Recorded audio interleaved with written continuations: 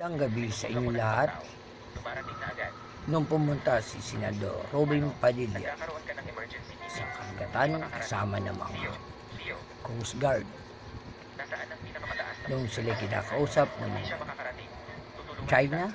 Chinese, naalala nyo yun, biglang umawit si Senador Robin Padilla na ganito: ang bayan kong Pilipinas, lupain ng ginto't bulaklak, pag-ibig na sa kanyang balat, na alay na ganda't dilag. Yun, hindi na sila ginira ng China. Pwede ba sandata kaya yun? Ba't hindi natin ipakita sa China?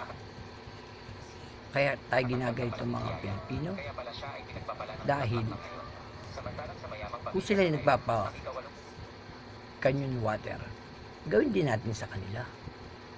Kasi simple lang naman eh. Bakit? Lagi na kayo sisindakin. Oo, marami silang mga laban sa karagatan. Pero hindi pwede mga ganun. Lumabad na tayo mga Pilipino. Alam mo, kulang lang sa kanila yung testing, hindi natin sila eh. Hindi testing, gawin natin. Yan, kaya tayo ginaganito. O, nasa na yung Amerika? O ano? Kita mo naman. O, yan na. Kaya, ewan.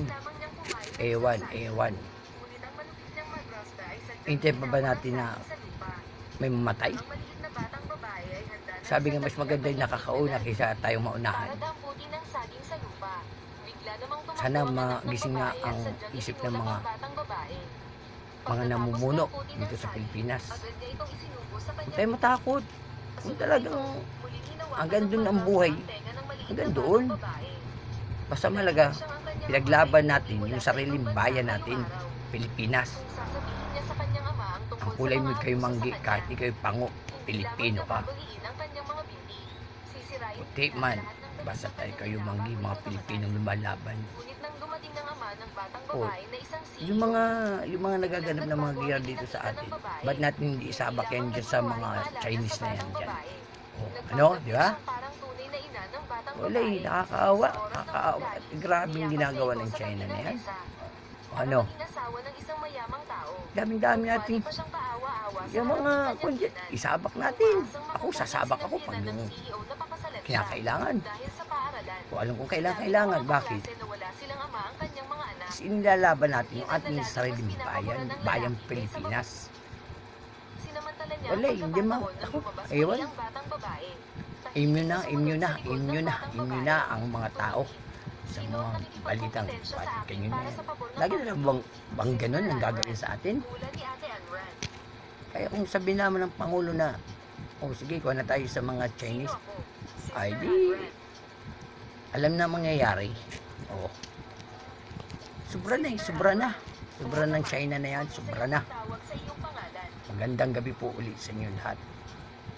Patalo ka man o manalo, basta malaga inilaban mo yung sariling bayan natin.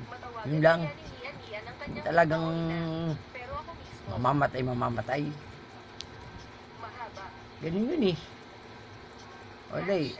Nauna kasi ang mga nung una, wala eh. Kung hindi sana yung mga nangurakot na yan, wala akong tinutukoy ha. Hindi dapat tayo may mga sandata na mapanggira, di ba? Habang buhay nila ba tayong bibili sa ibang bansa? Dahil na tayong re-regaluhan. Pag hindi re-regaluhan, yun may makapalit yun. Pag tayo regaluhan. Siguro alam niyo na yun. Magandang gabi uli sa inyong lahat po. Inilabas ko po lamang sa lubing ko. Grabing ginagawa ng China na yan. China ka talaga. Ikaw tagay China ka.